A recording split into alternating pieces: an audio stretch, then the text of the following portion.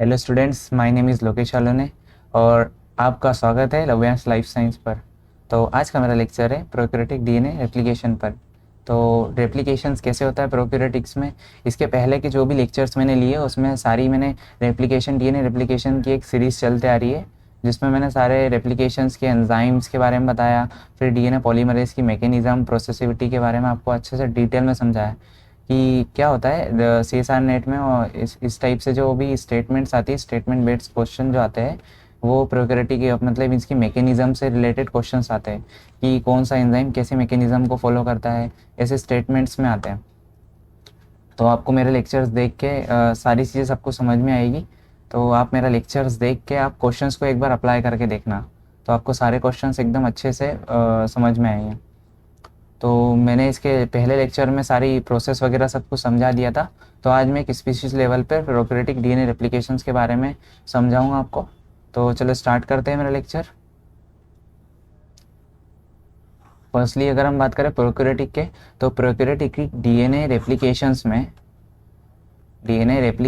में कौन कौन से एंजाइम्स का वर्क होता है ना। तो मैंने इसके पहले लेक्चर में आपको बताया था कि एंजाइम्स कौन कौन से होते हैं, primase, helicase.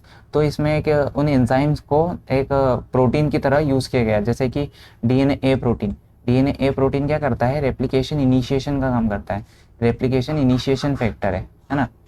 Replication initiation means replication को इनिशिएट करने का काम करता है and promote unwinding of the DNA, और डीएनए को अनवाइंड करने का काम करता है। आपने मतलब ये पढ़ा होगा, मैंने इसके पिछले लेक्चर में आपको बताया था कि जो डीएनए प्रोटीन मतलब अनवाइंड करने का काम, अनवाइंडिंग क्या होती है, मतलब जैसे कि ये इस टाइप से हमारे पास डीएनए एक दो होता है, कॉइल फॉर्म में होता है।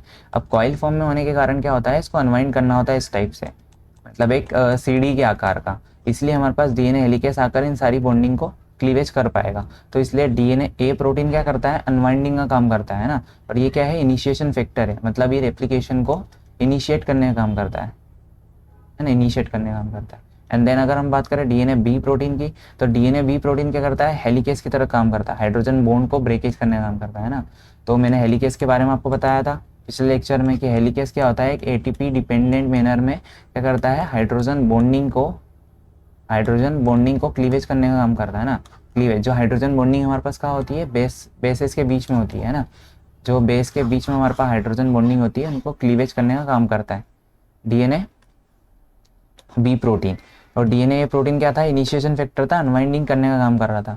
अब डीएनए सी प्रोटीन की बात करें, तो डीएनए सी प्रोटीन जो होता है, डीएनए प्रोटीन और डीएनए बी प्रोटीन को लोडिंग का काम करता है ना। ये क्या होता है, एक प्रकार का लोडिंग फैक्टर होता है, लोडिंग फैक्टर्स होता है ना।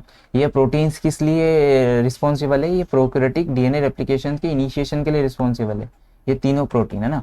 तो आपको ये सारी चीज़ें समझ में आ गई होगी। फिर भी आपको सारी चीज़ें अच्छे से मैं डायग्राम के थ्रू समझाऊंगा। अब डीएनए जी प्रोटीन की बात करें, तो मैंने आपको प्राइमर के बारे में बताया था। प्राइमर क्या होता है, प्राइमर एक कॉम्प्लीमेंट्री सीक्वेंस होती है, कॉम्प्लीमेंट्री सीक्वेंस होती है जो कि 5 to 10 न्यूक्लियोटाइड लॉन्ग होती है ना। 5 to 10 न्यूक्लियोटाइड लॉन्ग होती है। और 5 to 10 न्यूक्लियोटाइड लॉन्ग होने के बाद में क्या होता है, कॉम्प्लीमेंट्री किसके होती है, टेम्पलेट रीजन के, टेम्पलेट रीजन के कॉम्प्लीमेंट्री होती है ना। 5 to 10 न्यूक्लियोटाइड्स की होती है। और ये क्यों यूजफुल होती है, ये जो डीएनए पॉलीमरेज हमारे पास यूज होता है पॉलीमराइजेशन ऑफ डीएनए के लिए, न्यूक्लियोटाइड के पॉलीमराइजेशन के लिए, तो वो क्या करता है, वो डीएनए मतलब प्राइमर डिपेंडेंट होता है, प्राइमर डिपेंडेंट होता है, वो सिंगल स्ट्रैंड के ऊपर बाइंड नहीं कर पाता है ना। तो मैंने आपको क्या बताया, डीएनए बी क्या करता है, जो डबल स्टैंडर्ड फॉर्म है हमारे पास, डबल स्टैंडर्ड फॉर्म को अनवाइंडिंग का काम हमारे पास डीएनए ए करेगा, मतलब इस टाइप से अनवाइंड कर देगा। और डीएनए बी क्या करता है, हेलिकेस की तरह काम करता है। ये हेलिकेस की तरह काम करता है, जो कि इसके बीच के हाइड्रोजन बॉन्डिंग, जो कि बेसेस के बीच में हाइड्रोजन बॉन्डिंग होती है, जैसे एडिनिन थाइमिन के बीच में जो हाइड्रोजन बॉन्डिंग है, उनको क्लीवेज करने का काम करता है ना। और डीएनए सी प्रोटीन क्या करता है, इन दोनों को लोडिंग का काम करता है, लोडेड करने का काम करता है ना इस प्रोटीन अपने डीएनए पर। डीएनए जी प्रोटीन प्राइमर की तरह वर्क करता है और synthesis short strand of RNA का शॉर्ट स्ट्रैंड सिंथेसिस करने का काम करता है ना। अब बात करें हम डीएनए गायरेज प्रोटीन की, तो मैंने आपको पिछले लेक्चर में भी बताया था कि डीएनए गायरेज क्या करता है। डीएनए गायरेज क्या करता है, ये रेप्लिकेशन फोर्क का फॉर्मेशन करता है ना। मैंने पिछले लेक्चर में रेप्लिकेशन फोर्क के बारे में बिल्कुल बहुत अच्छे से आपको समझाया है। तो आप मेरा पिछले लेक्चर जरूर देखना, मैं उसकी लिंक डिस्क्रिप्शन बॉक्स में डाल दूंगा। तो डीएनए वायरस क्या करता है, cos negative super coiling. Negative super coiling क्या होता है, नेगेटिव सुपर कॉइलिंग जो होती है, मैंने बताया था आपको पिछले मेरे सारे लेक्चर्स में, एपिजेनेटिक रेगुलेशन के बारे में आपने पढ़ा होगा मेरे लेक्चर्स में। मैंने आपको अच्छे से डिटेल वाइज सब कुछ ये समझाइए कि रीमॉडलिंग कॉम्प्लेक्स क्या होता है, एपिजेनेटिक रेगुलेशन कैसे होता है। तो एपिजेनेटिक रेगुलेशन क्या करता है, पॉजिटिव सुपर कॉइलिंग को प्रमोट करता है, सुपर कॉइलिंग को प्रमोट करता है। अब पॉजिटिव सुपर कॉइलिंग को प्रमोट करता है, एंड देन इसका पॉजिटिव सुपर कॉइलिंग से नेगेटिव सुपर कॉइलिंग क्या होता है, relaxation of DNA, relaxation of DNA का। जैसे कि डीएनए इस टाइप से हमारे पास, ये हमारे पास क्या है, हिस्टोन प्रोटीन है। हिस्टोन प्रोटीन से ये डीएनए हमारे पास ऐसा व्रेप्ड होता है ना, ये व्रेप्ड है हिस्टोन प्रोटीन से। तो ये क्या करता है, इनकी एक्टिव साइट जो होती है हमारे पास डीएनए के अंदर, ये कहीं ना कहीं इसके नॉन विजिबल होती है, मतलब ये अटैच होती है हिस्टोन प्रोटीन से। देन तो क्या होता है, एक्टिव प्रोटीन जो होते हैं हमारे पास, जैसे कि ये सारे ये इनिशिएशन प्रोटीन से, ये इसके ऊपर जाकर बाइंड नहीं कर पाते, बिकॉज क्योंकि इसकी एक्टिव साइट विजिबल नहीं होती है। तो इसकी विजिबिलिटी के लिए क्या करना पड़ता है, इस डीएनए को रिलैक्स फॉर्म में लाना पड़ता है। तो रिलैक्स फॉर्म में हमारे पास जो रिमॉडलिंग कॉम्प्लेक्स होते हैं, रिमॉडलिंग कॉम्प्लेक्स, जिसके बारे में मैंने अच्छे से अपने लेक्चर्स में सारी चीज़ें कवर करी है आगे वाले, तो आप मेरे सारे लेक्चर्स को अच्छे से देखना, तो आपको सारी चीज़ें एकदम डिटेल वाइज में, क्योंकि मैंने सारी चीज़ों को, सारे कॉन्सेप्ट्स को अपनी एक लैंग्वेज में आपको अच्छे से अंडरस्टैंड करवाया। तो डीएनए वायरस क्या करता है, नेगेटिव सुपर कॉइलिंग करता है, मतलब रिलैक्सेशन का काम करता है ना, और डीएनए के अनवाइंडिंग में क्या करता है, हेल्प करता है। और अनवाइंडिंग, मेन तो अनवाइंडिंग हमारे पास डीएनए प्रोटीन ए से हो रही है, और इसका क्लीवेज जो सिंगल स्टैंडर्ड डीएनए का फॉर्मेशन हो रहा है हमारे पास, ये किसकी वजह से हो रहा है, डीएनए बी प्रोटीन के तरफ है ना। अब डीएनए लाइगेज क्या करता है, ज्वाइनिंग का काम करता है। डीएनए लाइगेज कहाँ पर हेल्प करता है, ये सारी चीज़ें मैं आपको बताऊंगा। तो डीएनए लाइगेज क्या करता है, लाइगेशन का काम करता है ना, जो कि डीएनए के स्टैंड को, दो क्लीवेज स्टैंड होते हैं उसको लाइगेट करने का काम करता है ना। ये फोस्फोडाइस्टर बॉन्ड, और जैसे कि 5' phosphodiester bond and 3' hydroxyl bond को क्या करता है, फॉर्म करता है, बॉन्ड फॉर्मिंग करता है ना। अब बात करें हम डीएनए पॉलीमरेज की, तो मैंने इसके पिछले लेक्चर में भी आपको बताया, डीएनए पॉलीमरेज फर्स्ट जो होता है, ये गैप फिलिंग का काम भी करता है। मतलब क्या करता है, गैप फिलिंग और रिपेयर का काम भी करता है ना। तो डीएनए पॉलीमरेज 2 भी रिपेयर का काम करता है, इसको हम डीन बी भी बोलते हैं, डीन ए भी बोलते हैं ना, डीन ए प्रोटीन। और डीएनए पॉलीमरेज थर्ड क्या करता है, रेप्लिकेशन करता है, 3 to 5 रेप्लिकेशन करता है। अब हम बात करें एक्सो न्यूक्लियस एक्टिविटी की। एक्सो न्यूक्लियस एक्टिविटी के बारे में मैंने आपको पिछले लेक्चर्स में पूरा क्लियरली समझाया है। तो डीएनए पॉलीमरेज ए के पास में कैसी कैपेबिलिटी होती है, 5' to 3' और ये क्या करता है, 3' to 5' दोनों टाइप से क्या करता है, एक्सो न्यूक्लियस एक्टिविटी करता है। अब बात करें डीएनए पॉलीमरेज 2 और 3 की, तो ये 3' to 5' ओनली है ना, 3 to 5 एक्सो न्यूक्लियस एक्टिविटी करते हैं। तो ये सारे क्वेश्चंस को आप अच्छे से, सारी जो भी मैं चीज़ें समझा रहा हूँ आपको, ये अच्छे से प्लीज़ अच्छे से रिलेट करके समझे। तो क्या होता है, ये स्टेटमेंट बेस्ड क्वेश्चन में आपको पूछे जाते हैं। तो आरएनएस एंजाइम क्या करता है, रिमूव करता है राइबोन्यूक्लियोटाइड्स को, है ना। आरएनएस एंजाइम कहाँ वर्क करेगा, जो कि हमने प्राइमर अटैच होते हैं, मैंने आपको पिछले लेक्चर में बताया, ओकाज़ाकी फ्रेगमेंट बनते हैं हमारे पास। अब इन ओकाज़ाकी फ्रेगमेंट के बीच में जो होता है प्राइमर स्ट्रैंड होते हैं। इन प्राइमर स्ट्रैंड्स को रिमूव करने के लिए आरएनएस एंजाइम का यूज़ किया जाता है ना। सिंगल स्टैंडर्ड बाइंडिंग प्रोटीन के बारे में भी मैंने अच्छे से क्लियर करा था। सिंगल स्टैंडर्ड बाइंडिंग प्रोटीन क्या करता है, जैसे ही हेलिकेस ने दोनों स्ट्रैंड को सेपरेट कर देता है, मतलब इसका हाइड्रोजन बॉन्डिंग को क्लीवेज कर देता है, देन क्या होता है, सिंगल स्टैंडर्ड बाइंडिंग प्रोटीन इसको चारों ओर से कवर कर लेता है।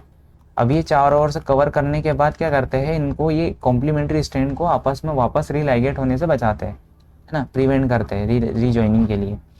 अब टस और टर प्रोटीन की बात करें हम, तो ये टर्मिनेशन के लिए यूजफुल होते हैं, जो कि हमें आपको अच्छे से आगे समझाऊंगा। तो ये सारी चीज़ें मैंने इसलिए इतनी फास्टली कवर करी, क्योंकि मैं लेक्चर पीछे ले चुका हूँ और इनके एंजाइम्स को मैं एकदम डिटेल में समझा चुका हूँ। अब हम बात करें तो डीएनए का, जो डीएनए के अंदर ही प्रमोटर सीक्वेंस होती है हमारे पास, प्रमोटर सीक्वेंस जहाँ पर रेप्लिकेशंस का इनिशिएशन होता है, इसको हम क्या बोलते हैं, ओरिजिन ऑफ रेप्लिकेशन, है ना। अब इसमें हमारे पास 2 सीक्वेंस होती है, एक तो होती है हमारे पास अनवाइंडिंग और अनवाइंडिंग कौन करता है हमारे पास, अनवाइंडिंग हमारे पास डीएनए ए प्रोटीन करता है, मैंने जो कि आपको पीछे बताया, है ना। और ये जो होती है नेगेटिव सुपर कॉइलिंग, यहाँ पर नेगेटिव सुपर कॉइलिंग होती है। तो यहाँ पर एक R1 जो भी है ये R1 R2 R4 ये क्या है, डीएनए ए बाइंडिंग साइट से यहाँ पर डीएनए ए आकर बाइंड करता है ना, डीएनए ए आकर बाइंड करता है। देन डीएनए बी क्या करता है, डीएनए बी हमारे पास हेलिकेज है, तो डीएनए ए और डीएनए बी को एक साथ यहाँ पर जो साइट है हमारे पास, इसको हम क्या बोलते हैं, 9-mer सीक्वेंस, 9-mer सीक्वेंस है ना। 9-mer सीक्वेंस क्या होती है, जीसी रिच सीक्वेंस होती है। और बात करें हम 13-mer सीक्वेंस की, तो ये 80 रिच सीक्वेंस होती है ना। 80 रिच सीक्वेंस, 80 मतलब क्या होगा, एडिनिन और थाइमिन बेस पेयर की, एडिनिन और थाइमिन से अटैच होती है। एडिनिन थाइमिन डबल बॉन्ड से अटैच होता है, और ग्वानिन और साइटोसिन क्या होता है, ये ट्रिपल बॉन्ड से अटैच होते हैं। ट्रिपल बॉन्ड से अटैच होने के कारण क्या करता है, इसकी स्टेबिलिटी जो होती है एडिनिन थाइमिन से ज़्यादा होती है बाइंडिंग की। तो मैंने आपको बताया कि ये प्रमोटर सीक्वेंस है, जिसके अंदर क्या होता है, ये 9-mer सीक्वेंस है और 13-mer सीक्वेंस है। 13-mer सीक्वेंस 80 रिच होता है, और 9-mer सीक्वेंस क्या होते हैं, जीसी रिच सीक्वेंस होते हैं, है ना, जीसी रिच सीक्वेंस होते हैं। और 9-mer सीक्वेंस को हम क्या बोलते हैं, नेगेटिव सुपर कॉइलिंग, यहाँ पर नेगेटिव सुपर कॉइलिंग ओक्यूर होती है।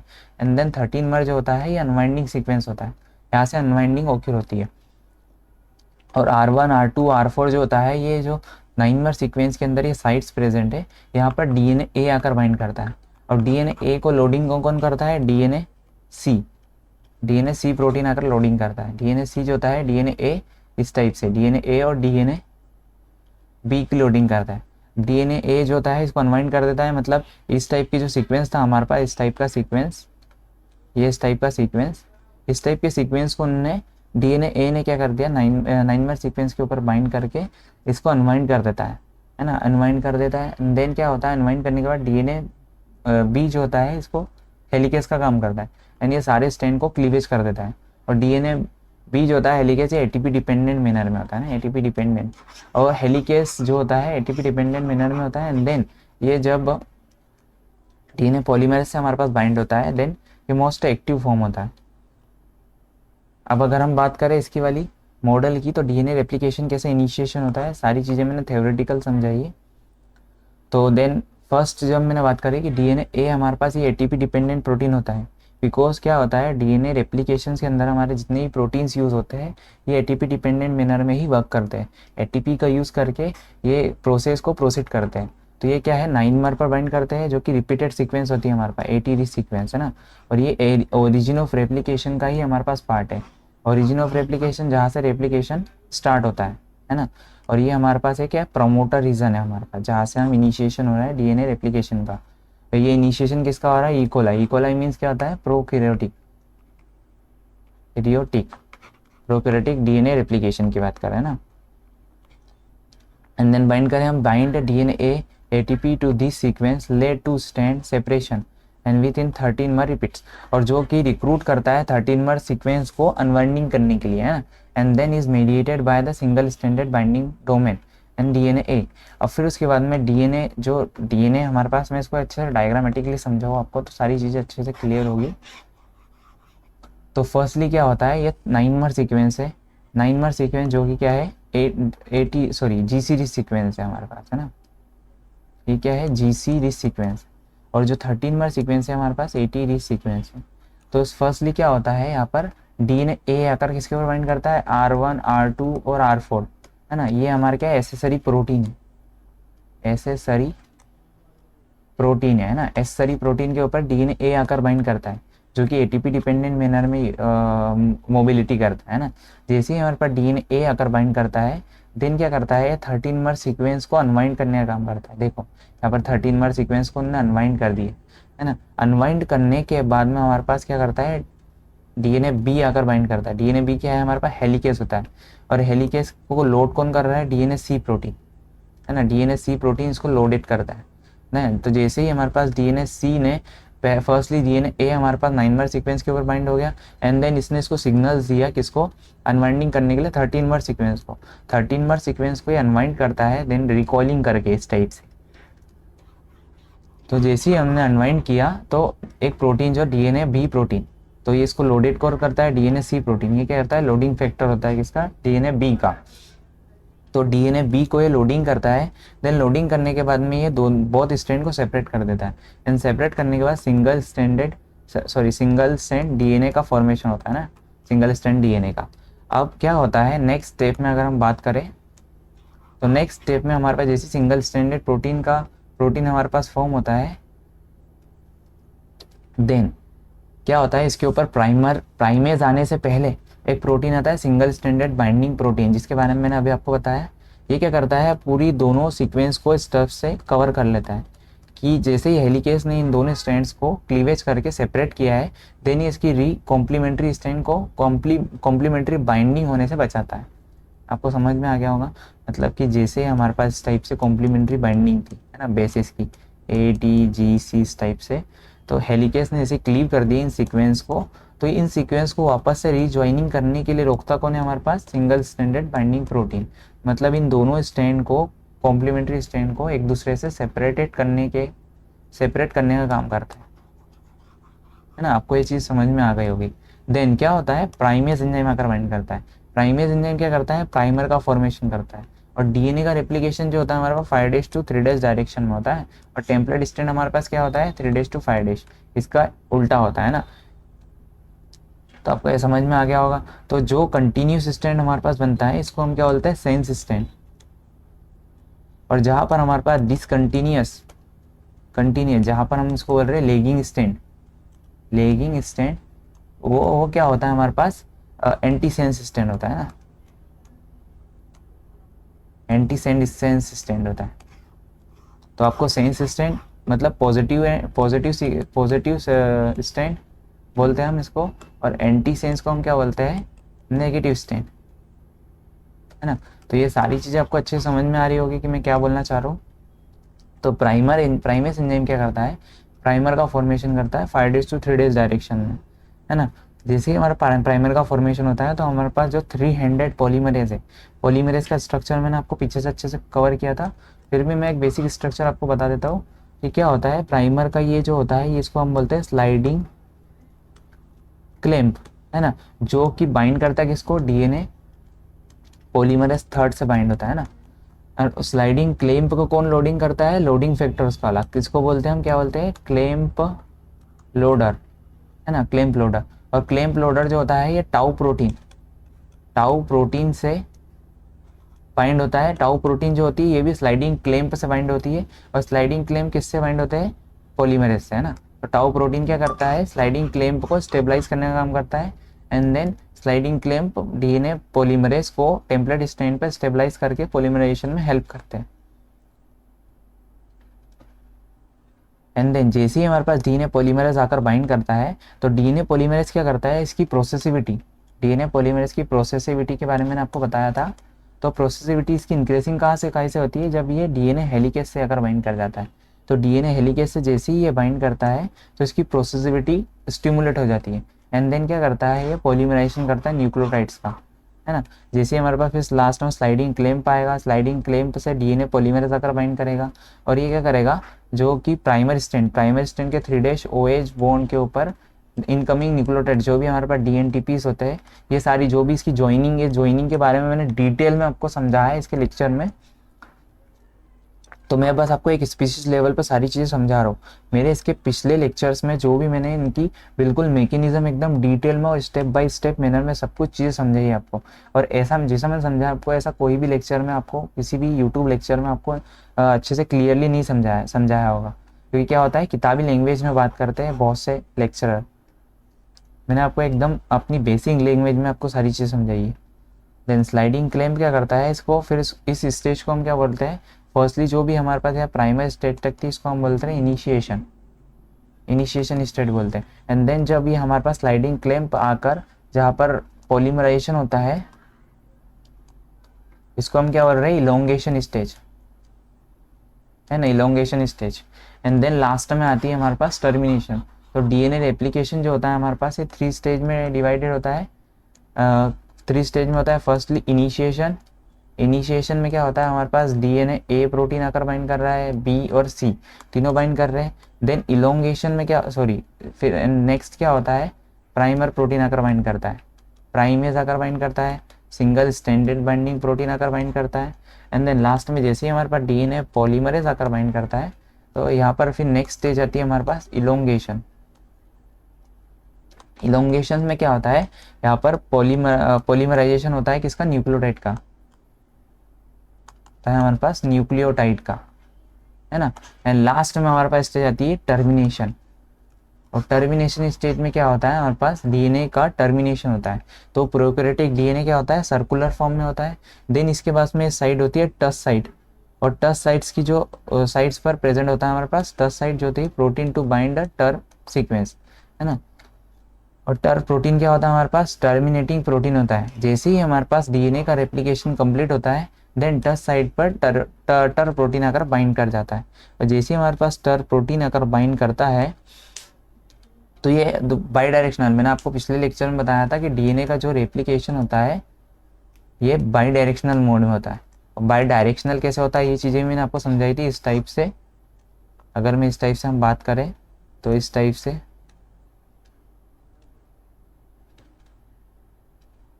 ये इस टाइप से बाई डायरेक्शनल मोड में होता है। ये 5 डेज टू 3 डेज, ये 5 डेज टू 3 डेज, ये 5 डेज टू 3 डेज, और ये आता है 5 डेज टू 3 डेज, है ना, इस टाइप से इस डायरेक्शन में। तो क्या होता है इन दोनों के ऊपर बहुत अलग अलग अपोजिट सीक्वेंस होती है। तो यहाँ पर ये एक दूसरे के अपोजिट होती है। जैसे ही हमारे पास पॉलीमरेज यहाँ से भी आता है और पॉलीमरेज यहाँ से भी आता है, तो पॉलीमरेज यहाँ से यहाँ तक आने पर इसकी जो प्रोसेसिविटी होती है बहुत कम हो जाती है। देन जो इसका मूवमेंट भी बहुत कम हो जाता है, एंड देन यहाँ पर आके वो रुक जाती है। तो ये देखो मैंने यहाँ पर ये सारी चीज़ें अच्छे से आपको समझाई है कि ये डीएनए जो कि टर्मिनेटिंग सीक्वेंस हमारा टस प्रोटीन है। टस प्रोटीन की जो अपर पार्ट होता है जहाँ पर, तो ये परमियस होता है साइड टू टर के, है ना, परमिसिव साइट होती है जहाँ पर डीएनए पॉलीमरेज का परमिशन अलाउ रहती है। मतलब यहाँ से टर्मिनेशन होते होते होते होते जैसे कि अपन एक सोचते हैं कि ट्रेन की पटरी पर जैसे ट्रेन धीरे धीरे ब्रेक लगाकर एक टाइम पर रुक जाती है, तो उसी टाइप से डीएनए पॉलीमरेज भी एक प्रकार की ट्रेन जैसा है, वो चलते रहता है चलते रहता है। और जैसे ही टस प्रोटीन पर आता है, टर प्रोटीन आकर बाइंड करता है, देन क्या करता है इसकी जो मूवमेंट है वो बहुत कम हो जाता है, एंड इसका प्रोसेसिविटी भी कम हो जाती है। और ये कब इनिबिट होती है, जब हमारे पास ये नॉन परमिसिव साइट से आकर बाइंड कर जाता है। नॉन परमिसिव साइट जो होती है ये डीएनए रेप्लिकेशन के लिए नॉन परमिसिव होती है, मतलब इसकी परमिशन रिग्रेट नहीं होती, इसके खाली फॉर द रेप्लिकेशन के लिए, है ना। तो दोनों इधर से भी डीएनए पॉलीमरेज आकर इधर इनिबिट हो जाता है, इधर से डीएनए पॉलीमरेज आकर इधर इनिबिट हो जाता है। तो ये कैसे मोड में हुआ, by directional mode of replication है। रेप्लिकेशन हमारे पास कैसा होता है, बाय डायरेक्शनल मोड में होता है। तो मैंने सारी स्टेप आपको स्टेप बाय स्टेप में समझाई, तो शायद आपको सारी चीज़ समझ में ही होगी। अब हम बात करते हैं क्या क्या होता है डीएनए ए प्रोटीन जो एटीपी डिपेंडेंट अनवाइंडिंग में काम कर रहा है, एंड एक प्रोटीन होता है CQA। तो ये क्या करते हैं, ये रेगुलेट करते हैं डीएनए रेप्लिकेशंस को। कैसे रेगुलेट करते हैं आइए मैं आपको डायग्राम के थ्रू समझाऊँ। तो फर्स्टली क्या होता है, डीएनए की जो सीक्वेंस होती है, इन सीक्वेंस पर जैसे GATC सीक्वेंस, इसके ऊपर क्या होता है, मिथाइलेशन होता है। और कभी भी ये चीज़ याद रखना, डीएनए का रेप्लिकेशन जो होता है, रेप्लिकेशन ये होलो मिथाइलेटेड होलो मिथाइलेशन साइट पर ही डीएनए के जो भी इनिशिएशन प्रोटीन डीएनए ए प्रोटीन ये आकर बाइंड करते हैं, उसके इनिशिएशन को स्टिमुलेट करते हैं ना। मतलब डीएनए का इनिशिएशन क्या होता है, होलो मिथाइलेटेड साइट पर होता है ना।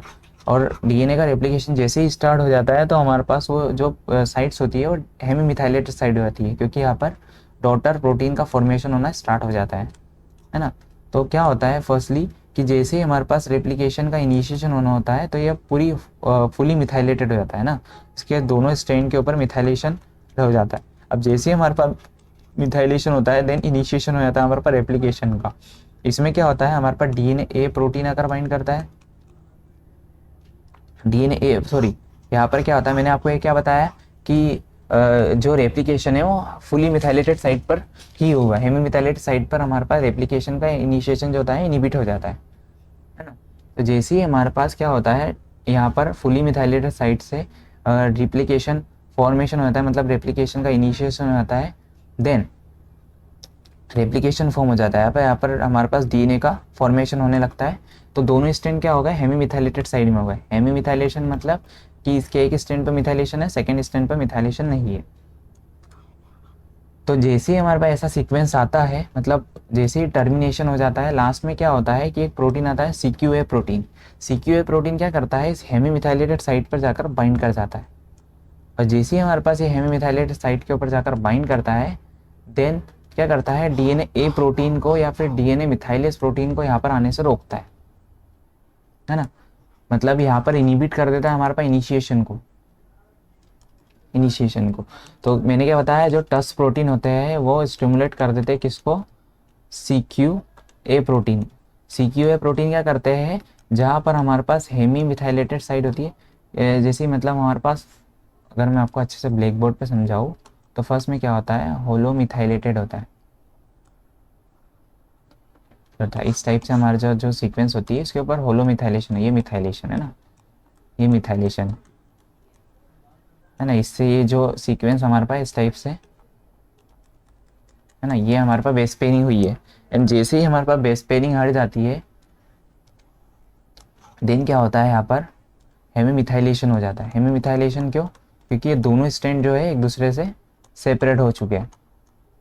इस टाइप से एक दूसरे से सेपरेट हो जाए, किसकी हेल्प से, हेलिकेस की हेल्प से ना, हेलिकेस की हेल्प से सेपरेट हो चुके हैं। तो ये क्या हो गया, हेमी मिथाइलेट साइड, मतलब स्टार्टिंग जो इनिशिएशन हो रहा है हमारे पास, इनिशिएशन हो रहा है रेप्लिकेशन का, वो क्या है, होलो मिथाइलेशन से हो रहा है, होलो मिथाइलेशन से हो रहा है ना। एंड देन जैसे ही हमारे पास रेप्लिकेशन स्टार्ट हो जाता है, तो जो होलो मिथाइलेटेड साइड हो जाती है, ये किस में चेंज हो जाती है, हेमी मिथाइलेटेड में,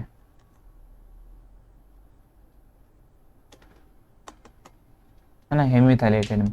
और हेमी मिथाइलेटेड साइड जैसे ही हमारे पास डॉटर स्ट्रैंड का फॉर्मेशन करता है, डॉटर स्ट्रैंड का फॉर्मेशन होने के बाद में ये किसको स्टिमुलेट करता है, सीक्यूए प्रोटीन को। सीक्यूए प्रोटीन क्या करते हैं, ये पूरी हेमी मिथाइलेटेड साइड के ऊपर आकर इस टाइप से बाइंड कर जाते हैं, ये इस टाइप से बाइंड कर जाते हैं, है ना। और ये क्या करता है, डीएनए ए प्रोटीन, जैसे कि डीएनए ए प्रोटीन जो मैंने आपको बताया, डीएनए ए प्रोटीन और डीएनए मिथाइलेस प्रोटीन, है ना, ऐसे डीएनए मिथाइलेस प्रोटीन का यहाँ पर बाइंड करने से इनहिबिट करता है कि नहीं, यहाँ पर ये इसको इसकी जो प्रोसेसिविटी है हमारे पास डीएनए पॉलीमरेज की बाइंड होने की, सारी चीज़ें इनहिबिट हो जाती है। क्योंकि इनिशिएशन फैक्टर हमारे पास जब तक बाइंड नहीं करेगा, क्या होगा, जब तक इनिशिएशन फैक्टर बाइंड नहीं करेगा तब तक हमारे पास आगे की प्रोसेस प्रोसीड नहीं होगी। तो क्या होता है, जैसे ही हमारे पास क्या होता है, फुली मिथाइलेशन होता है, तो डीएनए में ये बाइंड नहीं करेगा। और जैसे ही हमारे पास CQA प्रोटीन हमारे पास रिमूव होता है, देन फुली मिथाइलेटेड मिथाइलेशन होता है, फुली मिथाइलेशन होता है, पूरे बहुत स्ट्रैंड का फुली मिथाइलेशन होता है। एंड देन बाद में डीएनए प्रोटीन बाइंड होता है और री इनिशिएशन होता है हमारे पास रेप्लिकेशन का, है ना। तो इस डायग्राम के थ्रू आपको क्या समझा कि CQA प्रोटीन क्या करता है, ये हेमी मिथाइलेटेड साइट के ऊपर बाइंड हो जाता है और इनहिबिट करता है डीएनए प्रोटीन को बाइंडिंग करने के लिए। तो यहाँ पर प्रोकैरियोटिक डीएनए का रेप्लिकेशन का क्या हो रहा है, रेगुलेशन हो रहा है। तो रेगुलेशन भी आपको समझ में आ गया होगा कि मैंने आपको किस तरीके से समझाया। एंड देन अगर हम बात करें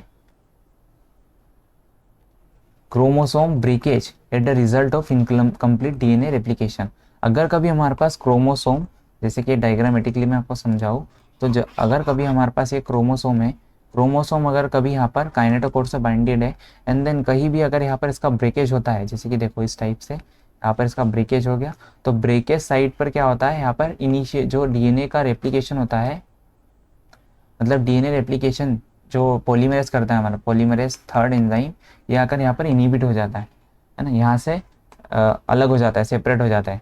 अब सेपरेटेड होने के बाद में क्या करता है, यहाँ पर डीएनए का सेग्रीगेशन हो जाता है। सेग्रीगेशन मीन्स क्या होता है कि इनकम्प्लीट रेप्लिकेशन बोलते हैं, है ना, इसको हम क्या बोलते हैं, इनकम्प्लीट रेप्लिकेशन, है ना।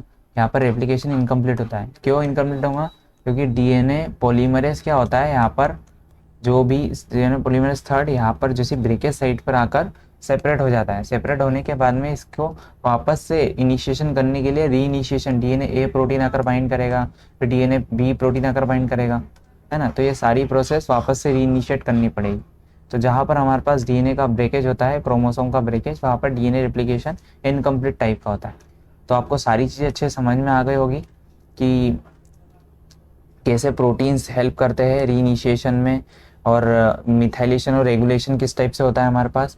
तो ये सारी चीज़ें मैंने आपको अच्छे से क्लियर करने की कोशिश करी, और मेरे सारे लेक्चर्स में मैंने आपको इन सब टर्म्स के बारे में एकदम डिटेल में इनकी प्रोसेसिबिलिटी को समझाया है ना।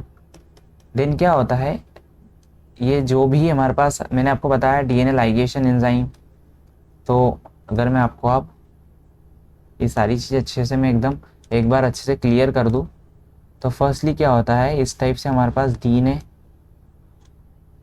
ये डीएनए है, देन सबसे फर्स्टली हमारे पास क्या बाइंड होगा, gyrase enzyme, gyrase enzyme bind होगा, है ना। तो गायरेज एंजाइम क्या करेगा यहाँ पर आकर, ये गायरेज एंजाइम है ना, ये क्या है, गायरेज एंजाइम, गायरेज एंजाइम यहाँ पर बाइंड करके इसको क्या करेगा, अनवाइंड करने का काम करेगा, अनवाइंड करने का काम करेगा। तो इस टाइप से हमारे पास क्या हो गया, डीएनए ये अनवाइंड हो गया, है ना, ये अनवाइंड हो गया, पर इनके बीच में अभी बेस पेयरिंग है ना, बेस पेयरिंग है। तो इस बेस पेयरिंग को हमने यहाँ पर क्या बोला था, 9 मर सीक्वेंस, और यहाँ पर हमने क्या बोला था, 13 मर सीक्वेंस, है ना, 13 मर सीक्वेंस। एंड देन यहाँ पर कौन सा प्रोटीन आकर बाइंड करता है, यहाँ पर एक प्रोटीन आकर बाइंड करता है जिसको हमने बोला था डीएनए ए प्रोटीन, जो कि R1 R2 और R4 साइड के ओर बाइंड करता है। ये क्या है, एसेसरी प्रोटीन है ना। जैसे ही ये बाइंड करते हैं इसको हम क्या बोल रहे हैं, अनवाइंडिंग प्रोटीन, है ना। ये डीएनए गायरेज का ही एक रूप है, इसको अनवाइंडिंग करते हैं। एंड देन हमारे पास एक प्रोटीन आकर बाइंड करता है जिसको हम क्या बोलते हैं, डीएनए हेलिकेस, है ना। अब डीएनए हेलिकेस क्या करता है, इसकी बॉन्डिंग को, इस जो भी इसकी बॉन्डिंग को क्लीवेज करते आएगा, इस टाइप से क्लीवेज करते आएगा। तो जैसे ही इसने क्लीवेज कर दिया तो ये कैसा होगा, एक ओपन कन्फॉर्मेशन फॉर्मेशन करेगा, है ना, ओपन कन्फॉर्मेशन फॉर्मेशन करेगा। एंड देन ये वापस से कॉम्प्लीमेंट्री बाइंड ना हो जाए इसके लिए इसके ऊपर एक प्रोटीन आकर बाइंड करता है जिसको हमने क्या बोला, इस टाइप से बाइंड करता है ना। इसको हम क्या बोलते हैं, single standard binding protein, single standard binding protein. यहाँ पर कैसा था, वो होलो मिथाइलेशन था, होलो मिथाइलेटेड था, है ना। देन जैसे ही हमारे पास इनिशिएटेड होता है तो यहाँ पर यह हो जाता है, लास्ट में क्या होता है, हेमी मिथाइलेशन, मिथाइलेटेड हो जाता है ना। जैसे ही हमारे पास यहाँ पर सिंगल स्टैंडर्ड बाइंडिंग प्रोटीन आकर बाइंड करता है, देन एक लास्ट में एक प्रोटीन वापस आकर बाइंड करता है, इसको हम बोलते हैं प्राइमेज एंजाइम। इसको हम क्या बोल रहे हैं, प्राइमेज एंजाइम। प्राइमेज क्या करता है, इस स्टैंड के ऊपर, जैसे कि हमारे पास 5 डेज टू 3 डेज स्टैंड है, 3 डेज स्टैंड है, तो इसके ऊपर, सॉरी 3 डेज टू 5 डेज है, तो इसके ऊपर 5 डेज टू 3 डेज डायरेक्शन में, या 5 डेज टू 3 डेज डायरेक्शन में क्या करता है, प्राइमर का फॉर्मेशन करता है। एंड देन फिर इसके बाद में हमारे पास यहाँ पर एक प्रोटीन आकर बाइंड करता है जिसको हम बोल रहे हैं मेन एंजाइम, हमारे पास डीएनए पॉलीमरेज थर्ड, जिसके पास क्या होती है, इस टाइप से 3 हैंड होती है ना, ये 1 2 और ये 3 हैंड। तो ये 2 हैंड जो होती है, हैंड जो होती है, इसको हम क्या बोल रहे हैं, टाउ प्रोटीन। और ये किससे बाइंड है, यहाँ पर ये बाइंड है, इसको हम बोल रहे हैं क्या है, सॉरी डीएनए पॉलीमरेज है ये,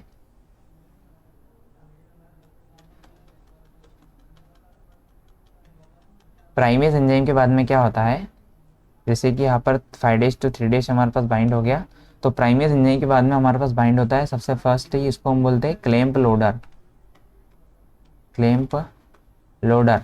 क्लैंप लोडर जो क्या करता है, किससे बाइंड होता है, ये टाउ प्रोटीन से बाइंड होता है ना। क्लैंप लोडर ये टाउ प्रोटीन है ना, इसको हम क्या बोल रहे हैं, टाउ प्रोटीन। ये पूरा का पूरा कॉम्प्लेक्स बाइंड होता है टाउ प्रोटीन से, जो हमारे पास यहाँ पर स्लाइडिंग क्लैंप बाउंड होते हैं, स्लाइडिंग क्लैंप। मैं इसको अच्छे नए पेज पे समझाता हूँ। तो ये क्या है, हमारे पास एक क्लैंप लोडर है, और ये इसके हैंड क्या है, ये टाउ प्रोटीन है ना, टाउ प्रोटीन। ये क्या है हमारे पास, क्लैंप लोडर। और टाउ प्रोटीन किससे बाइंड है, स्लाइडिंग क्लैंप से। स्लाइडिंग क्लैंप किससे बाइंड होता है हमारे पास, डीएनए पॉलीमरेज थर्ड से, है ना, डीएनए पॉलीमरेज थर्ड से। तो ये ऐसा का ऐसा कॉम्प्लेक्स इसके ऊपर बाइंड होता है, ऐसा का ऐसा कॉम्प्लेक्स जाकर बाइंड करता है हमारे पास ये प्राइमर, प्राइमर स्टैंड के ऊपर यहाँ पर आकर बाइंड करता है ना, ये सारा का सारा कॉम्प्लेक्स। देन इसके पास में 3 हैंड होता है, 3 हैंड होता है हमारे पास प्रोटीन के पास में, डीएनए पॉलीमरेज के पास में। ये तो 2 प्रोटीन 2 हैंड जो होते हैं इस टाइप से इसको रस्सी की टाइप से खींचते हैं, है ना। यहाँ पर प्राइमर का फॉर्मेशन करेंगे, देन डीएनए पॉलीमरेज यहाँ पर बाइंड करेगा, पॉलीमरेज जो होता है पॉलीमरेशन करेगा यहाँ से यहाँ तक का, और फिर यहाँ से यहाँ तक का रुक जाएगा, फिर यहाँ पर वापस प्राइमर का फॉर्मेशन होगा, फिर डीएनए पॉलीमरेज यहाँ से यहाँ तक का बाइंड करेगा। और फिर इसके बाद में इसको हम क्या बोल रहे हैं, ओकाज़ाकी फ्रेगमेंट की फ्रेगमेंट्स। ओकाज़ाकी फ्रेगमेंट्स को हम एक भाषा में लेगिंग स्टैंड भी बोलते हैं ना, लेगिंग स्टैंड, लेगिंग स्टैंड होते हैं ना। जो हमारे पास कंटिन्यू स्टैंड होता है इसको हम बोलते हैं लीडिंग स्टैंड, लीडिंग स्टैंड है ना, लीडिंग स्टैंड। तो ये डिसकंटिन्यूस मैनर में एक ही पॉलीमरेज जो होता है इसको पूरे टेम्पलेट स्टैंड को कंटिन्यूसली फॉर्मेशन करता है ना डीएनए का। एंड देन जो हमारे पास सेकंड जो ओकाजाकी फ्रेगमेंट वाली है वहाँ पर DNA polymerase 2 DNA polymerase work करते हैं, मतलब क्लैंप लोडर का टू हैंड जो होते हैं हमारे पास ये वर्क करते हैं, है ना।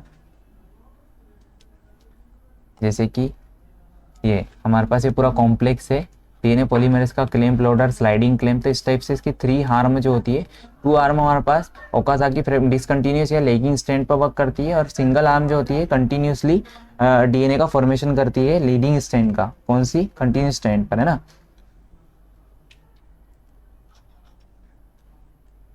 तो ये जैसे ही हमारे पास रेप्लिकेशन होता है इसको हम इलोंगेशन बोलते हैं, इलोंगेशन स्टेट बोलते हैं।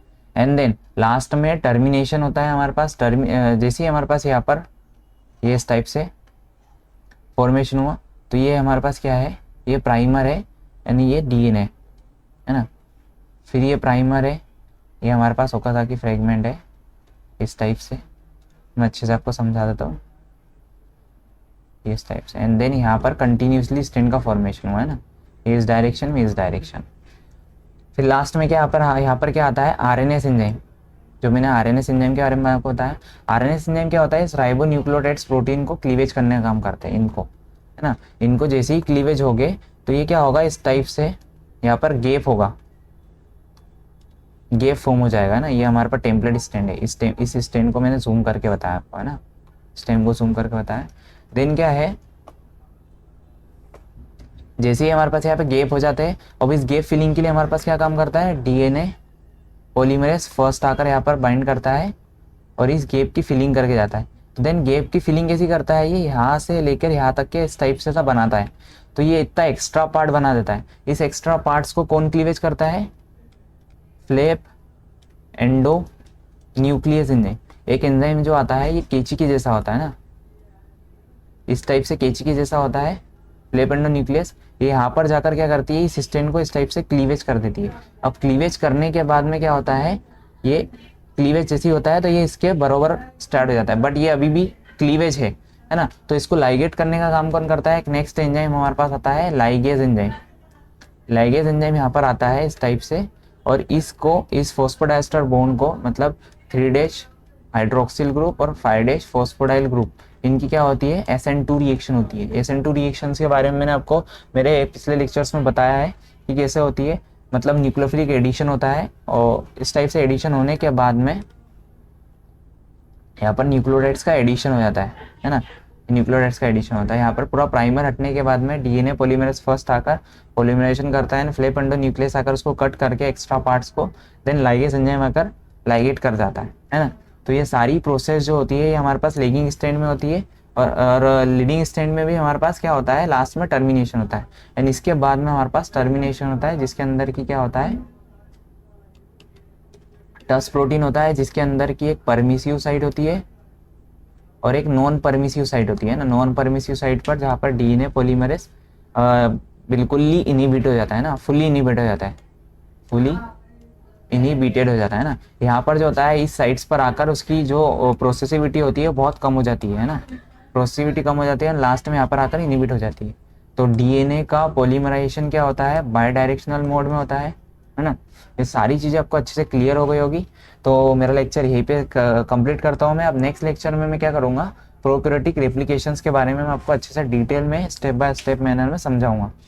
तो अगर आपको मेरा लेक्चर अच्छा लगे तो प्लीज़ ज़्यादा से ज़्यादा शेयर करें और सब्सक्राइब करना ना भूलें। प्लीज़ सब्सक्राइब करके जाए और बेल आइकन पर ज़रूर टैप करना, जिससे कि मैं अगर कोई भी न्यू वीडियोस अगर डालता हूँ देन आपको यहाँ पर नोटिफिकेशन मिल जाएगी। तो प्लीज़ मेरे लेक्चर को ज़्यादा से ज़्यादा सब्सक्राइब करें और शेयर करें। Thank you.